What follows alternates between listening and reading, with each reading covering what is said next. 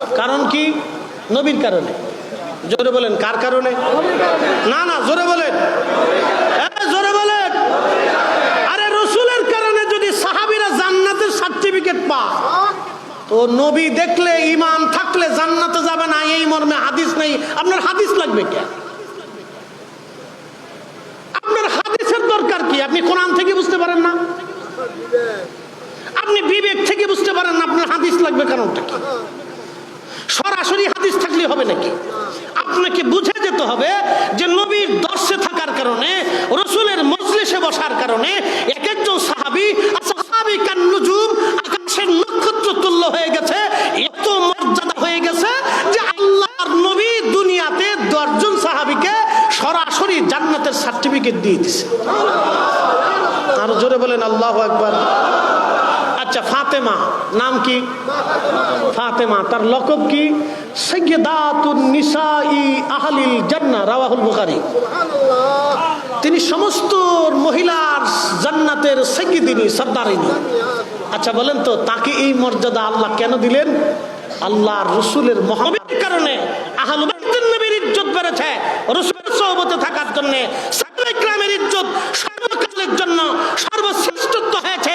আরে ইমামুল আযম আবু হানিফা 40 বছর এশার রুজুদে ফজর পড়েছেন, তারপরেও রাসূলের একজন আদনা সাহাবীর জুতা মুবারকের ওজন সমান হন নাই। কারণ যত 40 বছর ইবাদত করেছেন আল্লাহর নবী দেখার কারণে। সাহাবীদের এই মর্যাদা যদি হয়ে থাকে রাসূলের সোহবতে বসার কারণে, সাহাবীদের এই মর্যাদা যদি হয়ে থাকে, তাহলে রাসূল দেখার কারণে একজন সাহাবী আল্লাহর জান্নাতে যাবে, নবী দেখার কারণে উম্মত বেহেশতে চলে যাবে। কথা বলেন ঠিক না বেঠিক?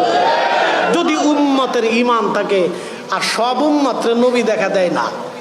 আঞ্জুটি গাঞ্জুটি হিরোইনসি বেদাতি শিরিকি বাটপারি সিটারি ঘুষখোর সুদখোর আকাম্মে উকাম্মে আজারে বাজারে এই উম্মতরে আল্লাহর নবী দেখা দেয় না। এই উম্মতকে নবী দেখা দেয় না, রাসূল সবার সাথে দেখা দেয় না। আল্লাহর নবী বেছে বেছে বেছে বেছে উম্মতের সাথে দেখা দেয়। অতএব যে দেখবে সে ধন্য। সহিহ বুখারীতে আল্লাহ রাসূল বলেন, মান রাআনি ফিল মানাম, স্বপ্নে যদি আমাকে দেখো, ফাকাদ রাআল হক, সত্যই দেখছো। আমি নবী আসছি, ছবি আসি নেই, আমি রাসূল তোমার সাথে নিজে দেখা দিয়েছি।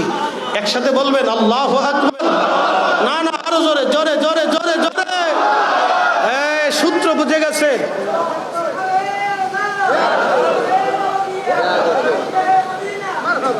আচ্ছা বসে, তাহলে আপনাদেরকে বুঝাইতে পারছি? সূত্র সহজ, কঠিন কিছু না, একবারে সহজ সূত্র। প্রিয় উপস্থিতি, হাজিরিন, হযরত ইমাম মাহদী দুনিয়াতে আসবেন। 40 বছর বয়সে আল্লাহ রাব্বুল আলামিন এক রজনীতে তার কলবের মধ্যে আল্লাহ সমস্ত বিদ্যা ঢুকিয়ে দিবেন। উলুমুল হাদিস, উলুমুল ফিকহ, উলুমুত তাফাসির, বালাগাত, মান্তিক, ফাসাহাত, লুগাতের বিদ্যা থেকে শুরু করে জিহাদের বিদ্যা, রাজনীতি, সামরনীতি, পৃথিবীর এমন কোন বিদ্যা নাই যে বিদ্যা ইমাম মাহদীর কলবের মধ্যে আল্লাহ ঢুকিয়ে না দিবেন। সমস্ত বিদ্যা তার কলবের মধ্যে দিয়ে দিবেন।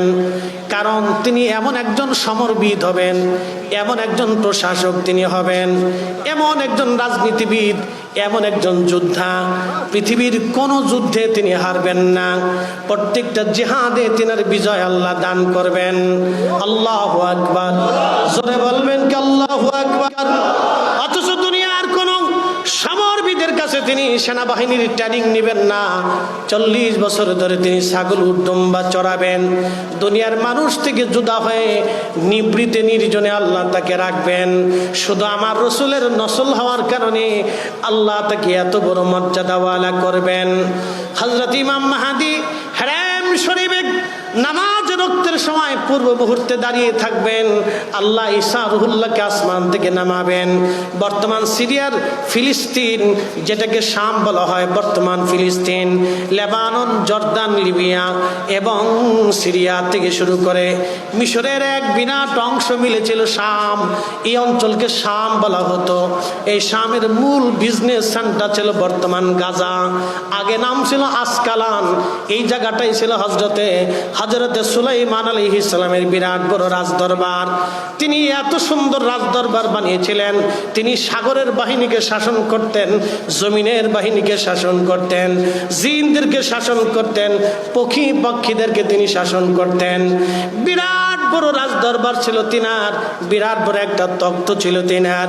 এই তখ্তের মধ্যে চড়ে সুলাইমান আলাইহিস সালাম সারা পৃথিবী ঘুরে ঘুরে ঘুরে ঘুরে আসতেন। বাতাসকে ওনার নিয়ন্ত্রণাধীন করে দিয়েছিলেন আমার আল্লাহ। পাখি বাহিনী ছিল, জিন বাহিনী ছিল, মানব বাহিনী ছিল। তাম পৃথিবীর প্রত্যেকটা ইঞ্চি জমিনের বাদশাহী আল্লাহ তাকে দিয়েছিলেন। এমনকি জিন জাতির বাদশাহী আল্লাহ তারে দিয়েছিলেন। এত বড় বাদশাহী আল্লাহ তারে দিয়েছিলেন।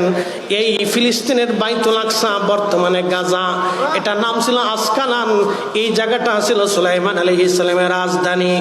এই অঞ্চল পৃথিবীর আদি থেকে যুদ্ধ বিধ্বস্ত। বহু যুদ্ধ এই জমিনে হয়েছে। লক্ষ লক্ষ কোটি কোটি মানব সন্তান এই জমিনে জীবন দিয়েছে, রক্ত দিয়েছে। আজও যারা রক্ত ঝরাইতেছে, মনে রাখবেন ওই ইহুদিদের অস্তিত্ব ওই জমিনে থাকবে না। এখানে মুসলমানরাই বিজয় লাভ করবে। আল্লাহু আকবার। আমার রাসূলের কথায় বিশ্বাস আছে? আল্লাহ রাসূলের কথা বিশ্বাস আছে? সাদাকাল্লাহুল মাওলানাল আযীম। আল্লাহ সত্যবাদী। ওয়া সাদাকা রাসূলুহুন নবিয়্যুল হাবিবুল কারীম। আমার রাসূল সত্যবাদী। আল্লাহ মিথ্যা বলেন নাই, রাসূল মিথ্যা বলেন নাই। আল্লাহ মিথ্যা বলেন নাই, রাসূল মিথ্যা বলেন নাই। আল্লাহ সত্যবাদী, আমার রাসূলও সত্যবাদী। আল্লাহ যা বলেছেন তাহাই হবে, আমার রাসূল যা বলেছেন ঠিক তাহাই হবে। ইহুদিরা ধ্বংস হবে, ইসরায়েল নামক কোন রাষ্ট্র পৃথিবীর অস্তিত্ব থাকবে না। এটা মুসলমানদের জমি, মুসলমানদের অধিকারে আসবে। কথা বলেন ঠিক না? এটা মুসলিমদের জমি। সাইয়্যিদুনা ইব্রাহিম আলাইহিস সালামের জমি, হযরত ইসহাকের জমি, হযরত ইউসুফের জমি, ৭০,০০০ নবী রাসূলদের জমি। এটা ওটা মুসলমানদের জমি। কিন্তু বড় আফসোস আর সত্য হলেও আরো বিশ্বের রাজা বাদশারা খালি বউ নিয়ে পড়ে রয়েছে। এক একটা বউ ৩০টা, ১৫টা, ২০টা। এটা মানুষ না গরু আমি বুঝি না কিছু। আচ্ছা বলেন তো, একজন ১৫টা বউ দিয়ে কি করে? হ্যাঁ, কতটা নিকৃষ্ট জাতি। আল্লাহর কোরআনের আইনের বাহিরে মাসনা সুলাসা রুবাহা, ৪টে পর্যন্ত স্ত্রী, একসঙ্গে একভাবে ৭ জন স্ত্রী আল্লাহ রাখার অনুমতি দিয়েছেন। ৫ম নম্বর স্ত্রী কেউ যদি রাখে, ৫ম নম্বরটা তার জন্য হারাম হবে। যতবার মিলন হবে ততবার জানা হবে। যে কয়টা বাচ্চা হবে সব কয়টা হারাম জাদা হবে, একটাও হালাল জাদা হবে না। আপনি ঠিক বললেও ঠিক, না ঠিক বললেও ঠিক, আল্লাহর কোরআনেরটাই ঠিক। এরা এসে আমার দেশে আবার ৮ টাকা তারাবি বানাইতেছে। যত ফিতনা শুধু আমাদের দেশে ঢুকাইতেছে। ইমানের ভিতরে ভেজাল ঢুকাইছে, আমলের ভিতরে ভেজাল ঢুকাচ্ছে। আমরা উচিত কথা বললে আপনারা বলবেন হুজুর আলেমদের বিরুদ্ধাচারণ করে। আমরা আলেমদের বিরুদ্ধাচারণ করি না, আমরা নীতির বিরুদ্ধাচারণ করি। ১৪৫০ বছর ধরে এই জমিনের মুসলমান হকের উপরে আছে। কথা বলেন ঠিক না বেটে? আমরা রাসূলের তরিকায় নামাজ পড়ি, আমরা কোনো ইমামের তরিকায় নামাজ পড়ি না। আমরা আল্লাহর রাসূলের তরিকায় নামাজ পড়ি। নবী যেই তরিকা শিক্ষা দিয়ে গেছেন আমরা সেই তরিকায় নামাজ পড়ি।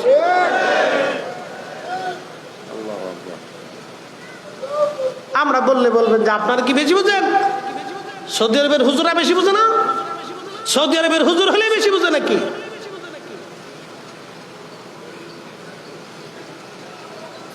প্রিয় উপস্থিতি, হযরতে সাইয়্যিদুনা ইমাম মাহদী মক্কাতুল মুকাররমা হারাম শরীফে নামাজের জন্য বসা। হযরত ঈসা রুহুল্লাহকে আসমান থেকে আল্লাহ নামাবেন ফিলিস্তিনে। সাদা মিম্বার বিশিষ্ট গম্বুজ বিশিষ্ট একটা মসজিদ হবে। এই মসজিদের মিনারাতে সাইয়্যিদুনা হযরত ঈসা রুহুল্লাহকে আল্লাহ নামাবেন। ঈসা রুহুল্লাহ আলাইহিস সালামকে নামানোর পরে তিনি নবী হয়ে আসবেন না, তিনি এই নবীর উম্মত হয়ে পৃথিবীতে আসবেন। সহিহ বুখারীর কিতাবুল ফাতানের মধ্যে এসেছে, হযরত ঈসা রুহুল্লাহকে নামানোর পরে দুই ফেরেশতার কাঁধে ভর দিয়ে তিনি ঈসা নবীকে আল্লাহ এই জমিনে নামাবেন। নামানোর পরে ঈসা রুহুল্লাহ আলাইহিস সালাতু ওয়াস সালাম তিনি ওখান থেকে মার্চ করবেন, মুসলমানদেরকে নিয়ে তিনি মার্চ করবেন। সুদূর বাইতুল আকসা থেকে সরাসরি তিনি হেরেমে চলে আসবেন। ইমাম মাহদী আলাইহিস সালাম হেরেমে ওনার জন্য অপেক্ষা করতে থাকবে। মুসলমানদেরকে নিয়ে অনেক সরাসরি ইমাম মাহদী আলাইহিস সালামের কাছে আসবেন। নামাজের সময় হয়ে যাবে, একামত চলতে থাকবে। ইমাম মাহদী ডাক দিয়ে বলবেন, হুজুর আপনি আজ হেরেমে নামাজ পড়ান। হযরত ঈসা রুহুল্লাহ আলাইহিস সালাম বলবেন, মাহদী আমি এই উম্মতের ইমাম হওয়ার জন্য আসি নাই, আমি এই উম্মতের পিছনে নামাজ পড়ার জন্য আমি এসেছি। একবার জোরে বলা যাবে কি আল্লাহু আকবার? হাত উঁচা করে বলেন আল্লাহু আকবার। আর জোরে বলেন আল্লাহু আকবার। এই উম্মতের এত দাম হলে তো উম্মতের নবীর দাম কত হতে পারে? এ পাগলা বয়, আপনি একটু চিন্তা করেন তো, এই উম্মতের দাম কত? মসজিদে জুতা চুরি করে, কি কথা কন না কেন? জোরে বলেন। এই উম্মত মসজিদে জুতা চুরি করে, তাই ঠিক। আপনি আপনার বোনকে রাত্রিবেলা একটু ছেড়ে দেন তো, সন্ধ্যার সময় একা একা যান। আপনার ভাষা দিয়ে আমি বলতে পারবো না যে আমাদের দেশে কি পরিমাণে হায়ানার জন্ম হয়েছে, কি পরিমাণে হায়ানা। আমার যুবক শ্রেণী কি পরিমাণে হায়ানা আপনি কল্পনাও করতে পারবেন না। কি পরিমাণে হায়ানা, শিয়াল কুত্তাকেও পর্যন্ত এরা হার মানিয়ে ফেলছে। আপনার শুনলে দেখলে লজ্জা করবে যে যুব শ্রেণী কি পরিমাণে হায়ানা হয়েছে। আপনি ছেড়ে দেন আপনার বোনকে, আপনার মেয়েকে ছেড়ে দেন, রাস্তায় যান, এখান থেকে চট্টগ্রাম এখন ছেড়ে দেন, যে বলেন যে তুমি চট্টগ্রামে একা একা যাও। আপনার শরীর শিহরে যাবে, শরীর থেকে ঘাম বের হতে থাকবে যে আমার মেয়েটা ঠিক মতো পৌঁছেছে কিনা। আমরা সে জাতি, অথচ আমরা মুসলিম, অথচ আমরা মুসলিম। খেলাফতের জামানাতে, হযরত ওমরের জামানাতে, আবু বকরের জামানাতে, উসমানের জামানাতে, আলীর জামানাতে, ইমাম হাসানের জামানাতে, হযরত ওমর ইবনে আব্দুল আজিজের জামানাতে আরে নারীর দিকে হাত বাড়ানো তো দূরের কথা, কল্পনা পর্যন্ত যুবকরা করার সাহস পাইতো না, কারণ ইসলামী শাসন ব্যবস্থা এরকম ছিল। কথা বলেন ঠিক না বেটা? এই জন্য আল্লাহ রাসূল বলেন, তোমরা আমার সুন্নাত মানবে, ফালাইকুম বিসুন্নতি ওয়া সুন্নাতিল খুলাফায়ে রাশিদিন আল মাহদিয়িন। শুধু আমারটাই মানবে না, আমার পরে খুলাফায়ে রাশিদিনের আদর্শকে মেনে চলবে।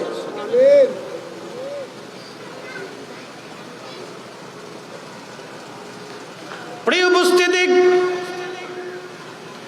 হাজরাতে আল্লাহর নবী ডাক দিয়ে বললেন, সাহাবীরা আমি যেইভাবে খোদার জমিনে খোদার দিন আমি কায়েম করেছি, ইসলামী জীবন ব্যবস্থা যেইভাবে প্রতিষ্ঠিত করেছি, আমার মাহদী তামাম দুনিয়াতে, আমার মাহদী তামাম পৃথিবীতে এইভাবে খোদার দিন সে প্রতিষ্ঠিত করবে। পৃথিবীর এমন কোন ইঞ্চি মাটি থাকবে না যে ইঞ্চি মাটির মধ্যে আমার মাহদী খোদার দিন প্রতিষ্ঠিত না করবে। একবার জোরে বলা যাবে কি সুবহানাল্লাহ?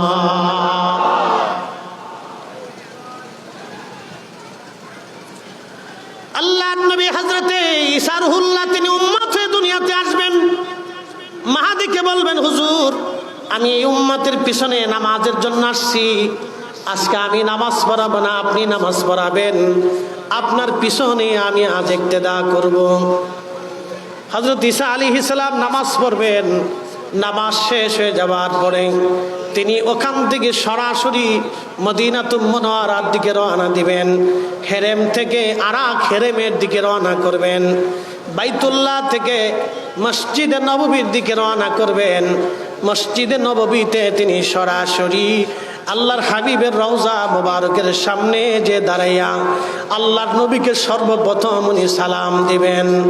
মুস্তাদরিক হাকিম লিসহিহাইনে ইমাম হাকিম বিশুদ্ধ সনদে হাদিস লিখতেছেন, ইমাম যাহাবী আত-তালখিসের মধ্যে হাদিসকে সহিহ বলেছেন।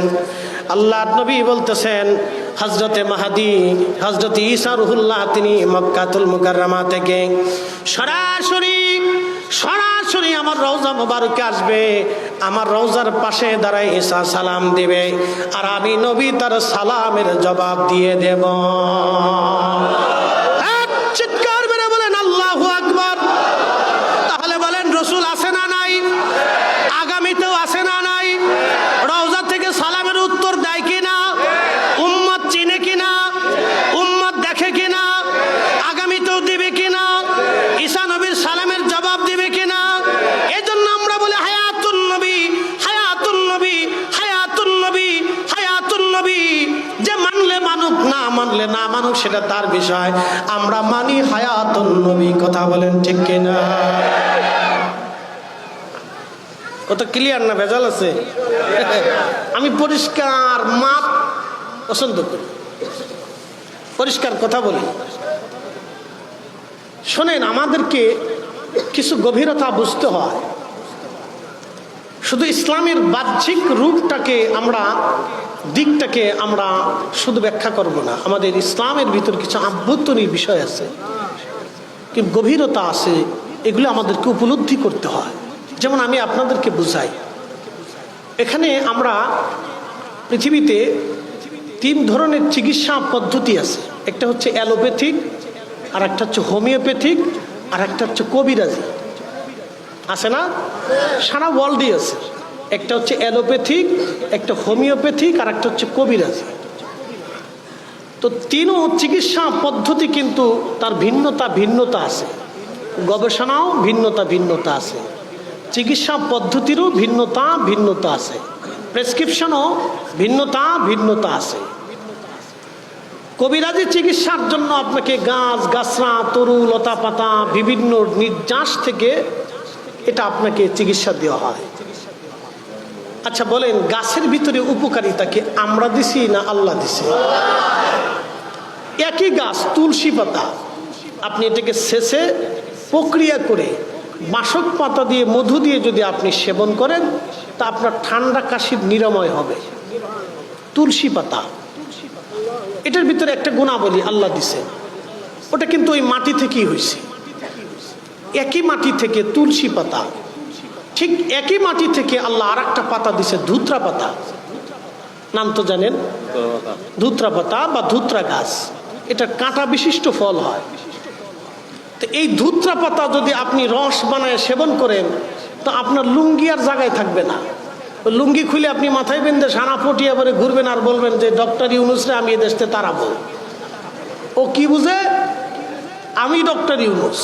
তা বুঝতেছেন আপনি কি হয়ে গেছেন? আপনার লুঙ্গি জায়গা নাই, লুঙ্গি শেষ। কারণ কি? একই পাতা আপনি সেবন করছেন, পাগল হয়ে গেছেন। ঠিক ওই একই পাতা, ধুত্রা পাতা, যদি আপনি ডাক্তারি রুলস অনুযায়ী, সূত্র অনুযায়ী যদি আপনি সেবন করেন, তাহলে আপনার খুজলি, পাতলা, একজিমা, খাইজেনি, চুলকানি, এটা ভালো হবে। কবিরাজি করে দিয়ে গেলাম আর কি, খালি ওয়াজ করলে তো হবে না, একটু কবিরাজির দরকার আছে। কিন্তু যদি আপনি এখানে সেবন করতে প্রক্রিয়া অনুযায়ী সূত্র ভুল করেন, তাহলে আপনি পাগল হবেন। আর যদি সূত্র ঠিক থাকে, তাহলে আপনি নিরাময় হবেন, আপনি সুস্থ হবেন। আর যদি সূত্র ভুল করেন, তাহলে অসুস্থ হবেন। ইসলামের কোরআন সুন্নাহর বিদ্যা হচ্ছে এরকম, যদি আপনি সূত্র মতো থাকেন তাহলে জান্নাত পাবেন, নতুবা আপনি জাহান্নামে চলে যাবেন। এই জন্য আমরা ফিকে হানাফি যারা আছি, তারা আমরা একটা মাযহাবকে ফলো করি। যারা মাযহাব ফলো করে না, তারা হলো এই যে ধুত্রা পাতা নিজের মতো করে সেবন করে পাগল হইলে যা হয়, আর ধুত্রা পাতা ডাক্তারের শাস্ত্র অনুযায়ী সেবন করলে নিরাময় হয়। এই জন্য উলামায়ে মুহাদ্দিসিন, মুতাকাদ্দিমিন, মুতাআখিরিন, সালফে সালিহিন আউলিয়া کرام এবং উলামায়ে کرام আমাদেরকে কোরআন সুন্নাহ থেকে রিসার্চ করে গবেষণা করে সার নির্যাস করে আমাদের জন্য একটা প্রেসক্রিপশন তৈরি করছেন। এই প্রেসক্রিপশনের নাম হচ্ছে ফিকহে হানাফি, ফিকহে হাম্বলি, ফিকহে শাফিঈ, ফিকহে মালিকি। আপনি যে কোনো একটা মাযহাবকে, একটা ফিকহকে আপনি ফলো করবেন, না করলে আপনার বিপদ আছে। আপনারা সহজভাবে বুঝাইছি, কিন্তু এই সহজ অনেকে বুঝবে না। ও শুধু খালি তেনা ফেসাবে, ও শুধু তেনা ফেসাবে। এই জন্য সব কিছুর গভীরতা আছে। যেমন গাছের ভিতরেও আপনার রহস্য লুকিয়ে রাখছে। আচ্ছা, আপনি কি মনে করেন এই দুবরা ঘাস এটা আল্লাহ নিষ্প্রয়োজনে বানাইছে নাকি বলেন? আল্লাহর সৃষ্টির কোনো কিছু কি আল্লাহ প্রয়োজন ছাড়া বানাইছে? কোনো কিছুই আল্লাহ প্রয়োজন ছাড়া বানান নাই। সব কিছুর ভিতরে আল্লাহ কিছু না কিছু গুণাবলী আল্লাহ দিয়ে রাখছে। এলেমটা দুই ধরনের, একটা হচ্ছে ইলমুল লিসান, জবানের এলেম, কোরআন সুন্নাহর বাহ্যিক রূপ, আর একটা হচ্ছে ইলমুল কলব, কলবের এলেম। ইলমুল কলব, কলবের জ্ঞান। এই কলবের জ্ঞানকে আপনি অর্জন করতে হলে অবশ্যই একজন সেই প্রসিদ্ধ বুজুর্গ, আল্লাহর ওলি, আল্লাহর পেয়ারা মেহবুব, যিনি ওই বিদ্যায় পারদর্শী হয়েছেন, রিয়াদত করে, মুজাহাদা করে, মুশাহাদা করে, নিজের জীবনকে আল্লাহ তার রসুলের দিকে রুজু করে, আল্লাহ তার রসুলকে সন্তুষ্ট করে এই বিদ্যা অর্জন করেছেন। আপনাকেও সেই বিদ্যা অর্জন করতে হলে তার সোহবতে মহাব্বতে বসতে হবে। এটার নাম হচ্ছে তরিকা গ্রহণ করা। কিন্তু দুঃখের বিষয় হলো সত্য, আমরা এগুলির মূল এই শ্রেণীবিন্যাস আজকে হারাই ফেলছি। বলে হুজুর কেমন আপনাদেরকে বোঝাই? আমরা কামিল পাস করতে 22 বছর গেছে। ক্লাস 1 থেকে শুরু করে কামিল পর্যন্ত সেশন জট দিয়ে আরও আনুষঙ্গিকতা দিয়ে প্রায় 22 বছর চলে গেল। ফিকা মুফতি শেষ করতে করতে আরও 2 বছর চলে গেল। কত গেল? 24 বছর শেষ। একজন ছেলে মাস্টার্স কমপ্লিট করতে করতে অনার্স, মাস্টার্স, সেশন জট, এই জট, এই জট, নানান জট দিতে দিতে দিতে দিতে ওরকম 24, 25, 26 বছর শেষ হয়ে গেল। প্রত্যেক ক্লাসের ক্লাস আছে, রুলস আছে, নিয়ম আছে, পরীক্ষা আছে। কিন্তু আমরা যে তাসাউফের ক্লাসে ভর্তি হয়েছি, এরকম কোনো পীর ও মুর্শিদের দরবারে এই ধরনের ক্লাসিফিকেশন, ক্লাস, দর, শিক্ষা বর্তমান সময়ে সিচুয়েশনে পাওয়াটা দুষ্কর হয়ে গেছে। আগের যুগে ছিল। এই জন্য আগের যুগে জায়গায় জায়গায় অলি পয়দা হতো, জায়গা জায়গা অলি পয়দা হতো, সুফি পয়দা হতো। কিন্তু এখন এটা অভাব হয়ে গেছে, খুব অভাব হয়ে গেছে, খুব পাওয়াটা দুষ্কর, কঠিন হয়ে গেছে। এই জন্য এটার জন্য একটা ক্লাস আছে, এই ক্লাসে ভর্তি হতে হবে জায়গা মতো। সেখানে দর্শ আছে, শিক্ষা আছে। আপনি যদি দেখেন সাধু সন্ন্যাসী, হিন্দু, বৌদ্ধ, খ্রিস্টান, তাদের সাধু সন্ন্যাসী যদি দেখেন, দেখবেন তারাও ক্লাস করে, বৌদ্ধরা ক্লাস করে, তাদেরকে বলে বৌদ্ধ ভিক্ষু। প্রতিনিয়ত তারা ক্লাস করে, তারা তাদের ধর্মের উপরে দীক্ষা নেয়, শিক্ষা নেয়, ওটার উপর গবেষণা করে। এরপরে যদি দেখেন আপনি সাধু সন্ন্যাসী, ভারতে দেখবেন কিছু হিন্দু সাধু আছে যারা ল্যাংটা, সারা বছর ল্যাংটা থাকে, কাপড় চুপড় করে না। হাসার কিছু নেই, বুঝতে হবে সে তার ধর্ম অনুযায়ী সে ল্যাংটা রয়েছে, সে ওই মন্ত্রতন্ত্র সাধনা করে, মন্ত্রতন্ত্র সাধনা করে। আচ্ছা বলেন তো, একটা লোক তার মন্ত্র সাধনার জন্য যদি সারা জীবন ল্যাংটা থাকতে পারে, আর আপনি আল্লাহ রসুল পাওয়ার জন্য কি মসজিদে 5 ওয়াক্ত যাইতে পারবেন না? কথা কন না কেন? আসতে বলেন কেন? জোরে বলেন। একটা লোক যদি মন্ত্রতন্ত্র শিখার জন্য যদি সারা জীবন ল্যাংটা থাকতে পারে, তাহলে আপনি আল্লাহ রসুলের পাওয়ার জন্য, আখিরাতের মুক্তির জন্য আপনি কেন 5 ওয়াক্ত মসজিদে যাইতে পারবেন না? আমার প্রশ্ন তো এখানে। আমি কেন 5 ওয়াক্ত আল্লাহকে টাইম টু টাইম সেজদা দিতে পারবো না? কারণটা কি? এই জন্য ফিরে আসেন আল্লাহর দিকে, ফিরে আসতে হবে আল্লাহ রসুলের দিকে। যদি আমরা ফিরে আসতে পারি, তাহলে আল্লাহর পক্ষ থেকে আমাদের জন্য একটা সুসংবাদ আছে। একসাথে বলেন তো আল্লাহু আকবার। আল্লাহু আকবার ওয়া লিল্লাহিল হামদু। বিসমিল্লাহ।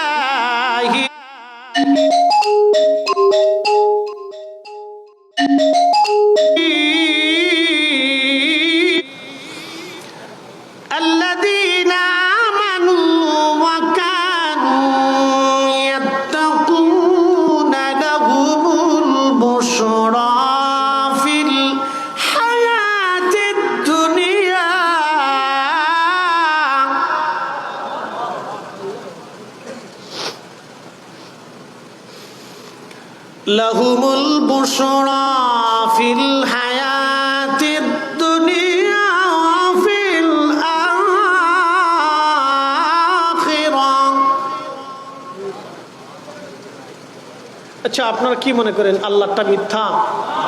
না না, জোরে বলেন, জোরে জোরে। ইয়াকিন রাখতে হবে, ইয়াকিন, বিশ্বাস আপনাকে দৃঢ় করতে হবে। সূর্য উদয় হয় কার হুকুমে? রাত আসছে কার হুকুমে?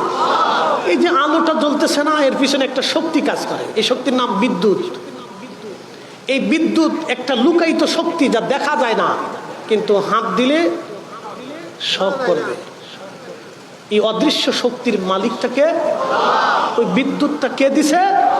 আল্লাহ দিছে। উনি নিয়ন্ত্রণ করেন এই বিদ্যুৎটাকে। সেই রাত বলতেছেন আল্লাযীনা আমানু আমানু আমানু,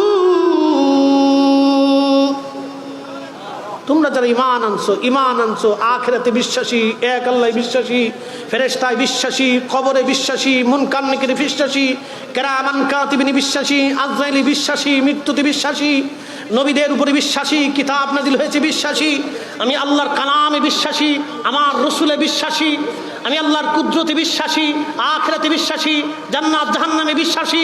তোমরা শোনো, তোমরা শোনো, তোমরা যারা বিশ্বাসী তোমরা শোনো। ওয়া কানু ইয়াত্তাকুন, এই বিশ্বাস অনুযায়ী যদি তুমি মুত্তাকি হতে পারো, আল্লাহর ভয় যদি তুমি অন্তরে আনতে পারো, ইয়াকিন যদি তোমার দৃঢ় থাকে, সেই অনুযায়ী যদি তোমার আমল থাকে, ভালো কাজ থাকে, শুনে রাখো, আমি রব ওয়াদা করতেছি, লাহুমুল বুশরা, লাহুমুল বুশরা ফিল হায়াতিদ দুনিয়া, দুনিয়াতে তোমার জন্য সুসংবাদ, ও ফিল আখিরা, আখিরাতেও তোমার জন্য সুসংবাদ। একসাথে বলা যাবে আল্লাহু আকবার। একটু জবান খুলে আল্লাহুম্মা সাল্লি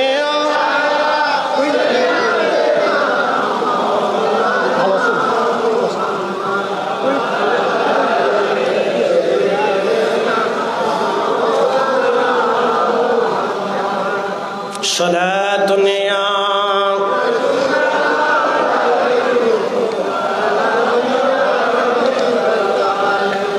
সালাতুন ইয়া রাসূলুল্লাহ।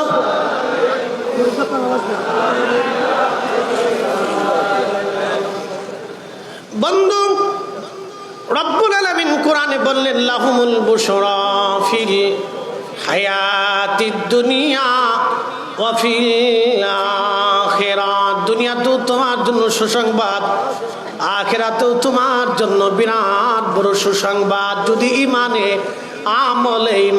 আমলে পাকা থাকো, ইমানে আমলে যদি পাকা থাকো, দুনিয়াতেও সুসংবাদ, আখিরাতেও তোমার জন্য সুসংবাদ। কি সুসংবাদ আল্লাহ পাক দিয়ে দিলেন? আল জাযাউহুম ইনদা রাব্বিহিম জান্নাতু আদনিন তাজরি মিন তাহতিহাল আনহার। আমি রব্বুল আলামিন তোমাদের জন্য আখিরাতে একটা জান্নাত বানাবো, জান্নাত। তাহলে বলেন জান্নাত আছে না নাই?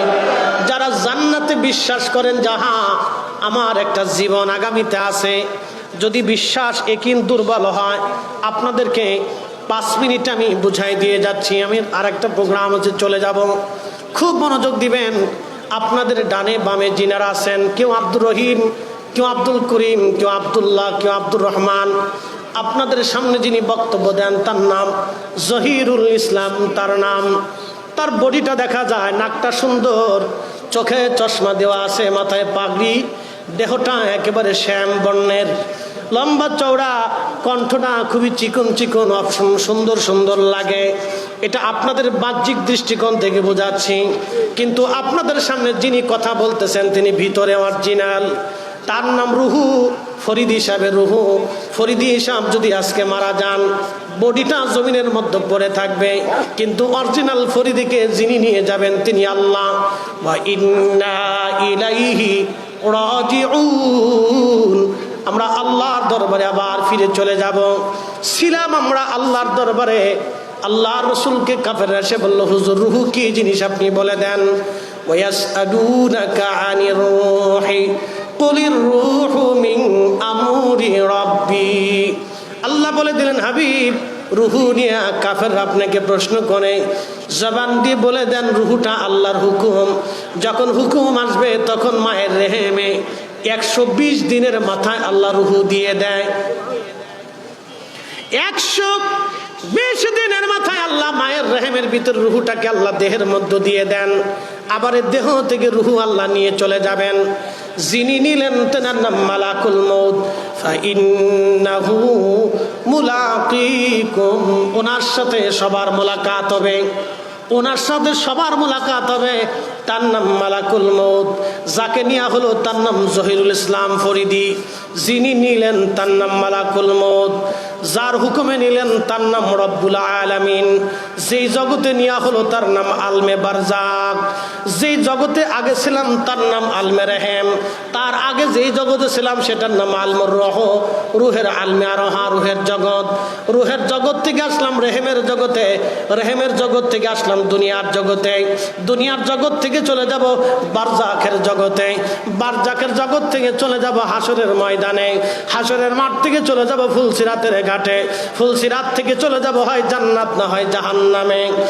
এ বন্ধু, আমরা সত্য আপনাদের সামনে যিনি ওয়াজ করতেছেন তিনি সত্য, তিনি আল্লাহর কাছে ছিলেন এটাও সত্য, তিনি দুনিয়াতে আসছেন এটাও সত্য, তিনাকে যিনি নিয়ে যাবেন মালাকুল মউত তিনিও সত্য, যেই জগতে নেওয়া হবে সেই জগৎও সত্য, যার হুকুমে নেওয়া হলো সেই হুকুমদাতা আমার আল্লাহ সত্য।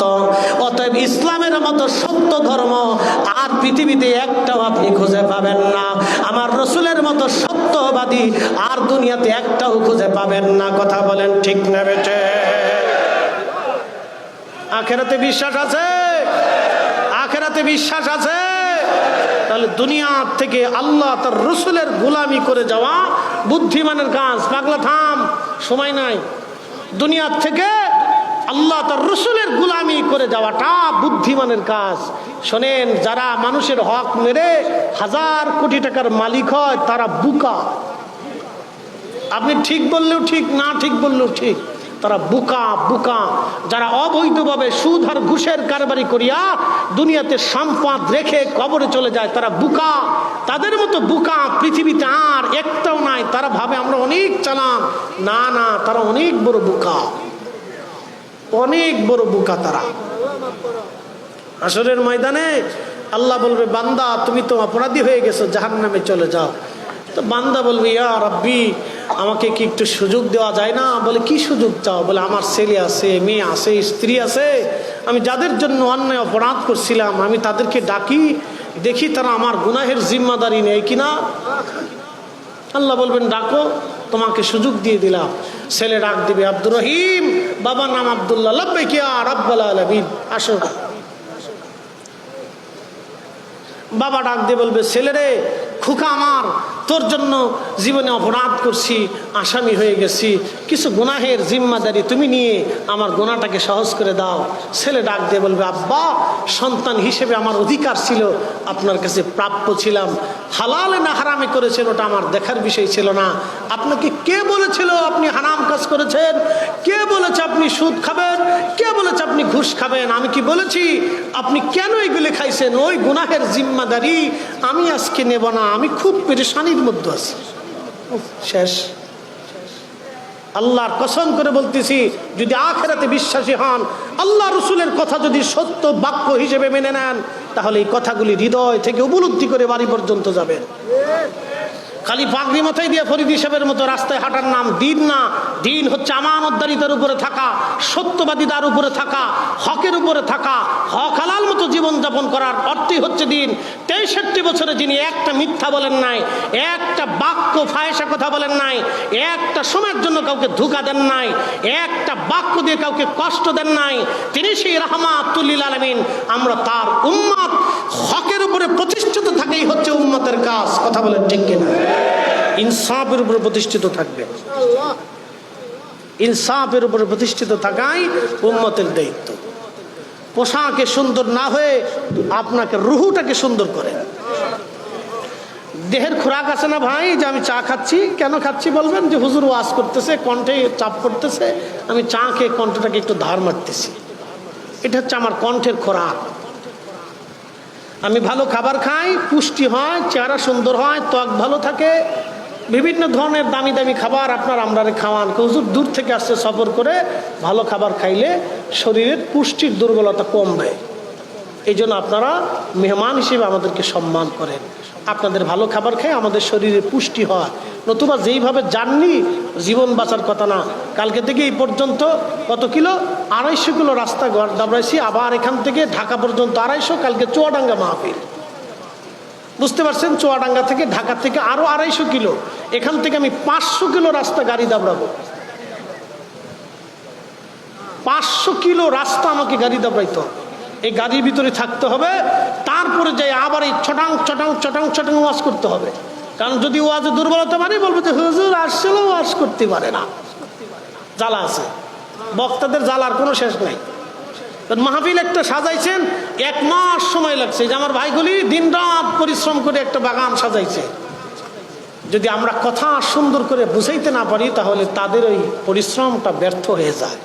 এই জন্য কষ্ট হলেও আমরা অনেক কথা বলার চেষ্টা করি, বোঝানোর চেষ্টা করি।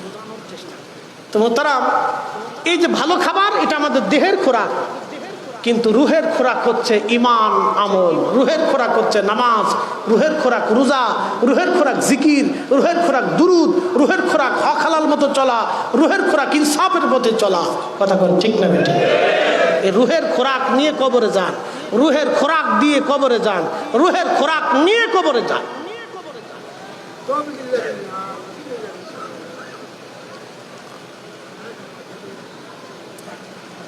মোহতারাম উপস্থিতি, আল্লাহ আমাদেরকে এই দ্বীন মানার তৌফিক নসিব করুন বলে না। আমরা সুন্নি মুসলমান, আমরা কি মুসলমান? আহলে সুন্নাত ওয়াল জামাআত, আকাইদে আহলে সুন্নাত ওয়াল জামাতের উপরে আমরা প্রতিষ্ঠিত। আল্লাহ আমাদেরকে এই আহলে সুন্নাত ওয়াল জামাতের আকাইদের উপরে প্রতিষ্ঠিত রাখুক বলে না আমিন। বিশ্বাসের উপরে, ইয়াকিনের উপরে প্রতিষ্ঠিত রেখে বিশুদ্ধ আমলের মাধ্যমে আল্লাহ আমাদেরকে নিয়ে যাক। মোহতারাম, পৃথিবী অল্প সময়ের জন্য, খুব সামথিং সময়ের জন্য আমরা আসছি, আবার চলে যাব, ওনার কাছে ফিরে যেতে হবে। সুম্মা তুরাদ্দুনা ইলা আলিমিল গায়বি ওয়াশ শাহাদা, তিনি আমার প্রকাশ্য অপ্রকাশ্য সব কিছু জানেন। ওনার কাছে ফিরে যেতে হবে, দিন শেষে ওনার কাছেই ফিরতে হবে। অতএব ওনাকে সেজদা দিয়ে যান। একটা লোক নামাজ কাজা করবেন না। নিয়ত থাকবে ইনশাল্লাহ? না না, জোরে বলেন, নিয়ত জোরে বলেন, থাকবে। আর মুসলমান হারাম খায় না, একটা বাক্য মনে রাখবেন, মুসলমান, জোরে বলেন মুসলমান, না না একসাথে বলেন মুসলমান। আপনারা আজকে আমার ওয়াজ শুনে সারা রাত্র মসজিদে নামাজ শুরু করছেন, চিন্তা করলেন ফরিদি হুজুরের ওয়াজ শুনলাম, খুব ঢকালা ওয়াজ করছে, আমাদের ফরিদপুরের ভাষায় বলতেছে, খুব ঢকালা ওয়াজ করছে। হুজুরের ওয়াজ তো খুব সুন্দর, তো আজকে রাত্রের নামাজ ছাড়বো না। তো মসজিদে চলে গেলেন, ফরিদি হুজুরের মতো এটা আফগানি ফাগড়ি মাথায় দিলেন আর কি। তো সুন্দর একটা পাগড়ি মাথায় দিয়ে একবার জুব্বা, সৌদি আরবের সিস্টেমে জুব্বা গায়ে দিয়ে আতর টাতর লাগাইয়া যায় নামাজ, ঢকালা তুরস্কের একটা দামিটা বিছাই দিয়া নামাজে দাঁড়াই গেছেন। সারা রাত্র খুব ঢক মতো নামাজ পড়তেছেন, কিন্তু অজু নাই। কেমন হবে নামাজ বলেন তো? নামাজের দাম আছে, 4 পয়সাও দাম নাই। কিন্তু আর একটা কথা মনে রাখবেন, অজু ছাড়া নামাজ যেমন হয় না, হালাল খাদ্য বিনে ইবাদত আল্লাহর দরবারে কবুল হয় না। হালাল খাদ্য ব্যতীত ইবাদত কম খান, ডাল দিয়ে খান, ভর্তা দিয়ে খান, শুটকি দিয়ে খান, কচু শাক দিয়ে খান, হালাল খান, এই অনুরোধটা থাকবে। আমরা সুফিপন্থী মানুষ, তরিকতপন্থী মানুষ, আউলিয়াপন্থী মানুষ, আমরা অলিদেরকে ভালোবাসি, কথা ঠিক কিনা? অলিদেরকে ভালোবাসি, কথা কেন? অলিদেরকে, পৃথিবীর কোন অলি হারাম খাইয়া অলি হয় নাই। এই কথা কন না কেন? জোরে বলেন। কোন অলি হারাম খাইলে অলি হতে নবীর সাথে স্বপ্নে জিয়ারা হতে, এই আধ্যাত্মিকভাবে জিয়ারা হতে পারবে না। কোন অলি হারাম খান নাই, হারাম স্পর্শ করেন নাই, হারাম থেকে দূরে থাকছে, হারাম থেকে দূরে থাকছে। এই জন্য হালাল খাদ্য ভক্ষণ করার চেষ্টা করবেন, বিশুদ্ধটা খাবেন, কম খাবেন, দিনাদায়ক থাকবেন না। আজকে শেষ একটা বক্তব্য দিয়ে যেই আমার পরে উলামা ইকরাম আসবেন, কথা শেষ। মানুষ মারা যাওয়ার পরে আল্লাহর নবী সাহাবী ইন্তেকালের পরে রসুল কারাম সাহাবীকে কবরের উপরে রেখে জানাজা করে অথবা জানাজার আগে নবীজি খোঁজ নিতেন তার কি কোনো ঋণ আছে কিনা। অ্যাটেনশন, এই মশলাটা সারা জিন্দেগির জন্য মনে রাখবেন, আমলে পরিণত করবেন। সাহাবীদেরকে নবী জিজ্ঞেস করতেন এ কোনো ঋণ আছে কিনা বলো। যদি ঋণ থাকতো কি পরিমাণ আছে নবীজি নির্ধারণ করতেন। কে কে পাবে তাদেরকে ডাকতেন, ডাকার পরে কেউ যদি মাফ করে দেয় সহস্তে নিজ ইচ্ছায় তাহলে মাফ, আর যদি না করতেন দরিদ্র হলে আল্লাহর নবী অন্যান্য সাহাবে ক্রাম থেকে নিয়ে তার ঋণ পরিশোধ করাইতেন। একসাথে বলবেন না সুবহানাল্লাহ। নবী বলতেন উম্মাত, আমার কোন উম্মাতকে ঋণগ্রস্ত করে কবরে পাঠাও না, ঋণ মুক্ত করে কবরে পাঠাও, ঋণ মুক্ত করে কবরে পাঠাও। আমরা ঋণ থাকতে চাই না, কথার ঋণ, ব্যবহারের ঋণ, কাজের ঋণ, দুনিয়াবি ঋণ, পয়সা করে ঋণ, এগুলো থাকবেন না। যে যেটা পাবে পরিশোধ করে দিয়ে দিবেন, শেষ করে দিবেন, নাহলে মাফ চেয়ে নেবেন। যদি পরিশোধ করতে না পারেন কিছু দিয়ে হলো কিছু ক্ষমা চেয়ে নেবেন, বাইরে আমি সামর্থ্যহীন হয়ে গেছি, আল্লাহর রাস্তায় আপনি আমার মাফ করে দেন, ক্ষমা চেয়ে নেবেন। ঋণ থাকবেন না, ঋণ থেকে মুক্ত হয়ে যাবেন। কারণ হকুল্লাহ আল্লাহ মাফ করবে, কিন্তু হকুল ইবাদ আল্লাহ মাফ করবে না। আল্লাহ তার রসুলের সাহাবা ইকরামকে ঋণ মুক্ত করে কবরে পাঠাইতেন। তা আমরা আমাদের ঋণ থেকে মুক্ত থাকব। আর যারা ঋণগ্রস্ত হয়ে গেছে তাদের জন্য দোয়া করবো যাতে আল্লাহ ঋণ তাদেরকে দেওয়ার তৌফিক দেয়। এই জন্য কথার ঋণ, কাজের ঋণ থাকবেন না। বকাবাজি, বকাবাদ্য করা, গীবত তহমত করা, শেকায়েত করা, এগুলি থেকে দূরে থাকবেন, ঋণ মুক্ত থাকবেন।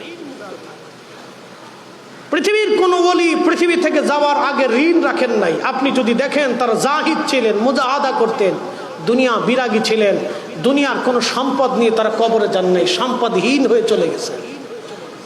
আপনি পৃথিবীর ইতিহাসে অলিদের দিকে তাকান, কোনো অলি পৃথিবী থেকে সম্পদ রেখে যান নাই, সব রেখে চলে গেছে।